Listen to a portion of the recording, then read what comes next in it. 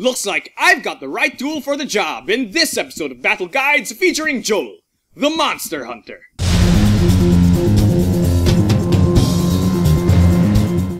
Joal is a universalist character who has a lot of stun guard and a lot of options, but his universalist nature means that he does not excel at any specific thing, and you'll find that this, plus the lack of range, makes for some tough matchups.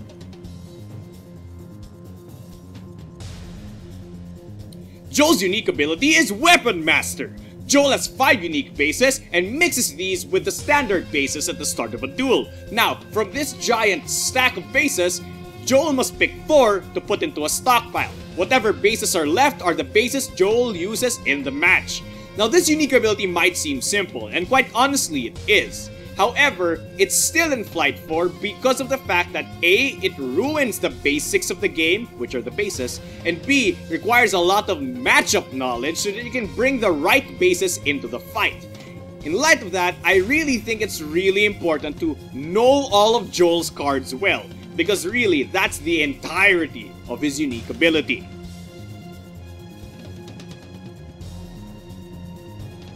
Let's start off with Warden, and I'll tell all of you right now that it's a speedster counter. Speedsters don't deal more than 2 damage, and they often rely on on-hit and on-damage effects. If you look at the card, that's pretty much all it decides to counter. Aside from that, you can use it as a slow way to deal damage, or if you want, as a way so that your opponent can't move you with their on-hit effects. Now, in light of that, this attack goes really well with Shot because it gives you magical stun guard 3, and it gives you a lot of range. However, it also pairs well with Iron Star if your opponent is in the corner. Next up is my favorite Joal style, and it's Dual Wield. Dual Wields is an attack that really focuses on knowing all of Joal's cards and how they all can cover each other's weaknesses. Because it allows Joal to basically attack twice, playing a new base during the second attack. Now, this might not seem like a lot, but it actually implies a lot of things. Because oftentimes, you'll only be caring about the stun guard and priority on the first base you play. So, in light of that, you can do a lot of things, like playing Dash first and then using Dual Wield to swap it with Iron Star or Strike to deal a lot of damage for basically free. A lot of things can be done with this style, and it's really all about how well you know the cards and how well you can see the situation. One more advantage this card has is that you can see your opponent's attack pair before changing to the second base.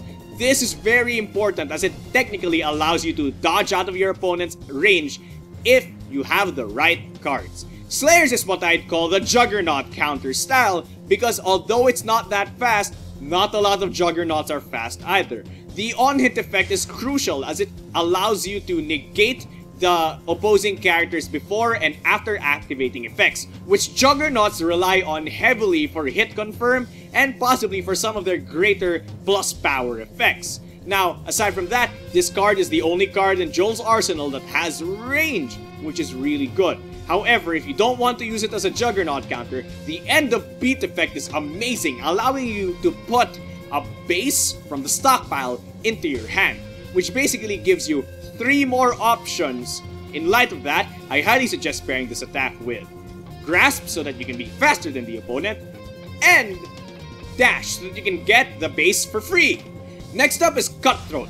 Cutthroat is Joal's fast style, and it's another one of those anti-Juggernaut or anti-stun guard styles because the start of beat allows Joal to advance up to 2 spaces, and then if he switches sides, his attacks stun on hit. This card is scary to deal with if your opponent isn't really that fast, which you probably is the case if you're using this card in the first place. Now, there are a lot of things you can use the start of beat effect for, and not just to stun the opponent. You can use it for gap closing, and you can use it for very nifty corner crosses. In light of that, I highly suggest pairing this style with Drive because it allows you to close a lot of gaps and stun at relatively fast speeds, or Burst so that you can corner cross like a champ. And finally, we have Relentless. Relentless is a dumb card, and by dumb I mean it just has really big stats. The high power is offset by the low priority, but don't worry, you have the Stun Guard 3, the magical Stun Guard 3. But there's also a really nifty passive effect that means Joal can't take more than 5 damage in a beat. So that means as long as you have Stun Guard 5, you technically have stun immunity. In light of that, I highly suggest pairing this attack with Shot so that you can get the stun immunity and the range you need. And another attack that I highly suggest pairing this attack with is Rune Blade to deal a lot of damage and to heal up on some life.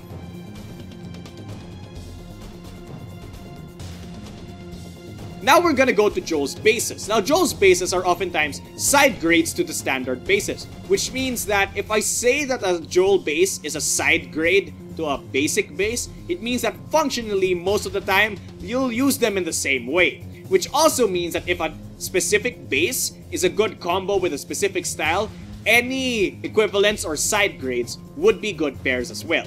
Now let's start off with Knuckle. Knuckle is a side grade to Grasp, but it's almost a direct upgrade because it not only ignores Soak, the on-hit effect is pretty much the same thing as Grasp's on-hit effect. There are a few nuances to when this effect is different, but it rarely happens. Aside from that, this attack is pretty much all it is. It's meant to counter a lot of Juggernaut's high, intense amounts of Soak, and I really like using it instead of Grasp. Oftentimes, I just replace Grasp with this. Next up is Binding Knife, and Binding Knife is side grade to Drive. Now, it's not as powerful as Drive, and it doesn't go as far as Drive, but it ignores Stun Guard, making Joal even more scary against Juggernauts. In light of that, Joal really likes using this card in specific matchups only, because 1 point of Soak ruins this attack's day. So be careful when playing this attack, and remember that it doesn't go as far as Drive does. Now, Hand Cannon is a shot side grade or a shot equivalent, but it gives up minimum range for more maximum range, and it gives up Stun Guard for a great on-hit effect that allows you to pull and push opponents wherever you want. Now, this attack is really great because it's relatively fast, but the problem is it doesn't have a lot of Stun Guard, and Joal doesn't have a lot of styles with Stun Guard. So it's really hard to find a great use for this attack, which is often why I paired with Relentless. However, there are a lot of instances wherein the opponents at range can't deal a lot of damage or aren't fast enough to deal with this attack. So use those at those times because Joal wants to be in melee, so you pull them in. Next up is Iron Star, and Iron Star is a strike equivalent, and in fact, I'd call it a strike upgrade because it basically has the same range and same power, lower priority, but it has stun immunity and opponents can't switch sides with you, which means that you can't dash Joal. Given the right cards, this attack turns scary. Okay. And finally, we have Rune Blade, which isn't exactly an equivalent of any base, but if I were to have to give an equivalent, it would be Strike. This attack has somewhat decent range, a lot of power, is slow, it has Stun Guard 3, Magical Stun Guard 3, and it has one of the best on-hit effects, letting Joal regain 2 life. That means a lot in this game. 2 life is a lot in BattleCON, and you can't deny how strong this base is. The only problem is that this is easily burstable, but things like Cutthroat, dual wield dash into this, or possibly even Slayers can remedy that very easily. This card is abusable and it's amazing. Use it well.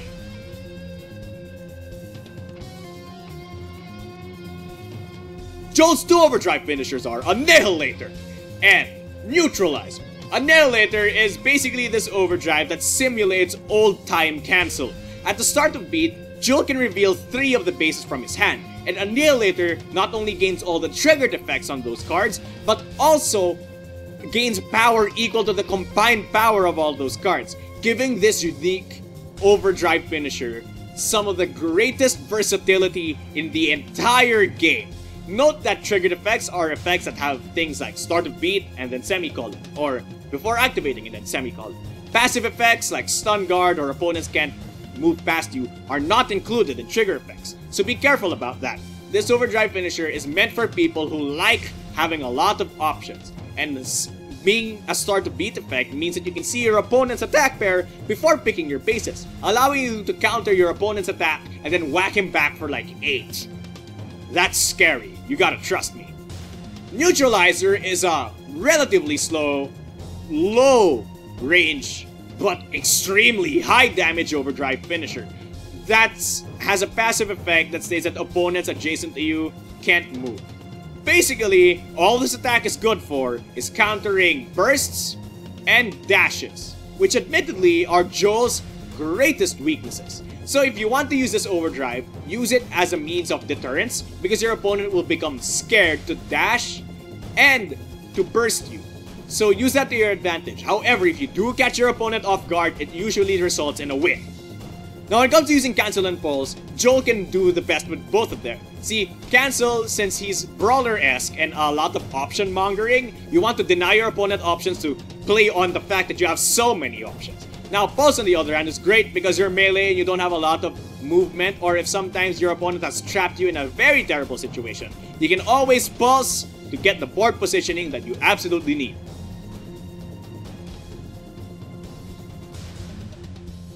Now let's move on to Joal Advanced Strategies and Combos. Joal Advanced Strategies might seem a little bit cliche to all of you, but it's pretty much just keep playing the game. See, Joal and using Joal in general is about knowing the ins and outs of not only Joal, but also of every single one of his enemies. Now, Joal's cards have this quality to them, wherein they don't explicitly tell you what they're good for. They don't explicitly say, use this attack with this attack. Like, a lot of characters do that. For example, like Arya, who does like Catalyst Burst because it's obviously on the card. Joal needs a little bit of thinking over because a lot of his effects are really simple. They're like advances, retreats, moves. They're not things that are super nuanced, and they're not things that are very specific, which means that they can work in a variety of situations, which what Joal is really all about. So for example, Slayers might seem really useless to a lot of people, but then you realize it can do Slayer's Dash, Slayer's Grasp, or in fact, Slayer's Runeblade to have some of the best attacks in the game that not a lot of characters can counter. These unforeseen attacks are what makes Joal such an enjoyable character to play, because as you play him, you discover newer and newer attacks to use. Now, aside from that, it's all about card management. Joal literally is a game of card management. You want to play up on the fact that you have way more options than your opponent does, which means that you have to do Slayers often, but don't sacrifice your plays to play as Slayers because it's not necessarily his best card. Now, when you want to use Joal properly, you can't get card locked. It is really, really, really bad if you get card locked. Now, it's not as bad as like getting card locked and not being able to hit the opponent. But getting card locked as Joal basically negates the only advantage he has, which is, well, cards and options. So when using Joal, note that you might need some of your bases later on, so sometimes playing that dual wield dash isn't worth it. You're all about having the greater card advantage than your opponent, and whether that's in quality of cards or quantity of cards, it doesn't really matter. So long as you have the advantage, you will probably win the game.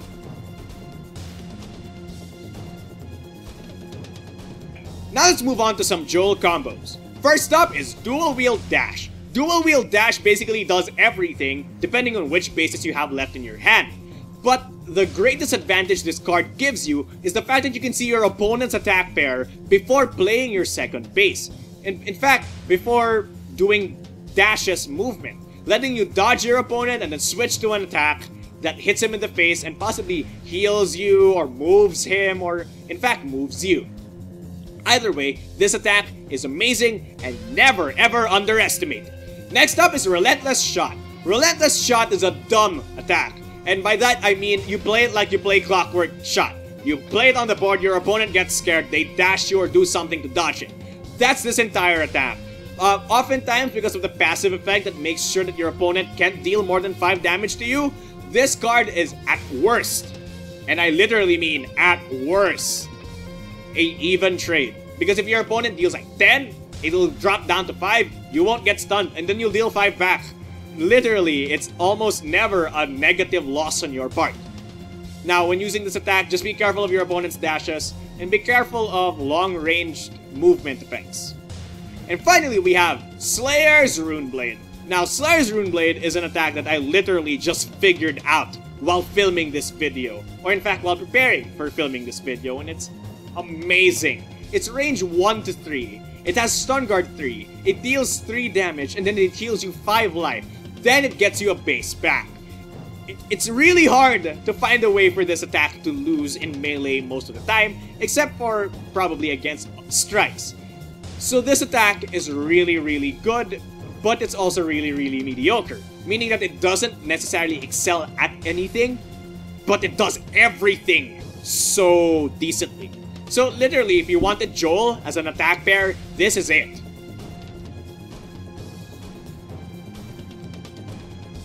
Thank you all so much for watching this episode of Battle Guides. Now, if you want to take our weapon master to the battlefield, here are a few last-minute tips. Number 1, practice. A lot of practice is needed to use Joal correctly because you need to know all the matchups and you need to know all the nuances to his cards, which I can't really explain in this video because there's just way too much. Number 2, don't get card locked. Getting card locked is terrible when Joal, because you are technically negating your only strength, and you need to play up on your strengths to win because you are mediocre at everything, but you do everything decently. So be careful about that, and be careful about your cards. And number 3, your overdrives. You might think that number 3 will be player slayers often, but I don't think that's the case. Number 3 is the fact that because of Joal's nature, everything in his kit is usable in some situation. And his overdrives are no exception. His overdrives are actually pretty reliable, especially Annihilator, which is my favorite overdrive in the game, by the way. Now, Annihilator and Neutralizer are really good overdrives, and in fact, you can actually depend on them to win you games. So don't be afraid to use your overdrive. Unlike a majority of characters with really risky overdrives, Joal's aren't that risky at all.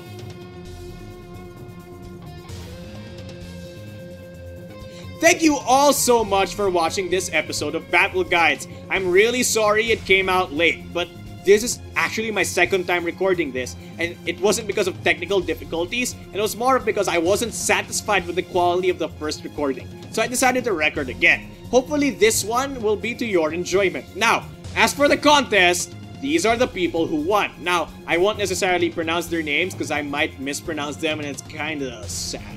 But I really like these 2 entries. Now, this one is the one that was randomly picked, and this one is the one that I picked based on personal preference. And the reason why I love BattleCon is pretty much because of a few things. It's because of being able to do this, to share my passion for the game with all of you. It's because I'm able to discover new things about characters whenever I play them. For example, me figuring out that Slayer's Runeblade was an amazing attack. It's really great to figure all of these things because there's this sense of joy that I feel whenever I find something new to use in a character, and then I'll think about how to use that in a game, think about what the probable applications to that attack are. It's really fun. Basically, I love BattleCon because it occupies my time. Because even when I'm not playing it, I'm thinking about it, and that's really why I love this game. And it's really the reason why I show all of you guys these videos, because at the end of the day, I just want to show all of you that there's so much more to a character than what you can just see on the cards on your first glance. Of course, that might run contrary to the way I know or get to know a bunch of characters, but I guess that just comes with experience. Characters, there's always something new to discover when playing a character. And even if that new thing is something as nuanced as, oh, I can clash this with that opponent's attack, when you realize it, it's amazing. As usual, if you guys got interested in BattleCon, or if you guys want to learn anything about level 99 games, there are links down below. If you want to email me, and if you want to talk to the other BattleCon players, there are also links down below. If you won the contest, and you're still watching this video by now, I will message you on YouTube and we'll talk about that prize of yours, okay? And as per usual, thank you for watching this video, and don't forget your special action. Thank you, World of Indines. Thank you, and good night.